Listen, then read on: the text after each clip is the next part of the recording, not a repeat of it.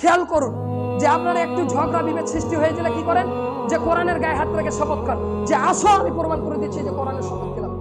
আপনি কোরআনের শপথ খেয়ে আপনি কি বোঝাতে চাচ্ছেন? কোরআন শপথ খাওয়ার জন্য আল্লাহ রাসূল সাল্লাল্লাহু আলাইহি ওয়াসাল্লামের উপর নাজিল হয়নি। কোরআনের গায়ে হাত রেখে শপথ করার জন্য কোরআন নাজিল হয়নি। গাছের শপথ খাওয়ার জন্য গাছ আল্লাহ সুবহানাহু ওয়া তাআলা সৃষ্টি করেনি।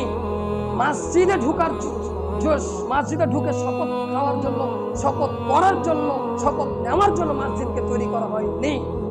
সম্মানিত উপস্থিতি, মা বোনদের উদ্দেশ্য বলছি, মা বোন দেখেন, একটু দেখেন, আপনারা একটু লক্ষ্য করুন যে আপনাদের মধ্যে একটু গন্ডগোল, একটু ঝগড়া বিভেদ সৃষ্টি হয়ে গেলে আপনার নিজের সন্তানের গায়ে মাথায় হাত রেখে আপনি শপথ খান। কেন শপথ খেতে হবে আপনাকে? কেন শপথ খেতে হবে? আল্লাহ রাসূল সাল্লাল্লাহু আলাইহি ওয়াসাল্লাম বলছেন, আল্লাহ রাসূল সাল্লাল্লাহু আলাইহি ওয়াসাল্লাম আপনাকে লক্ষ্য করেই তো বলছেন যে মান হালাফা বিগয়রিল্লাহি ফাকাদ আশরাকা, মান হালাফা বিগয়রিল্লাহি ফাকাদ আশরাকা।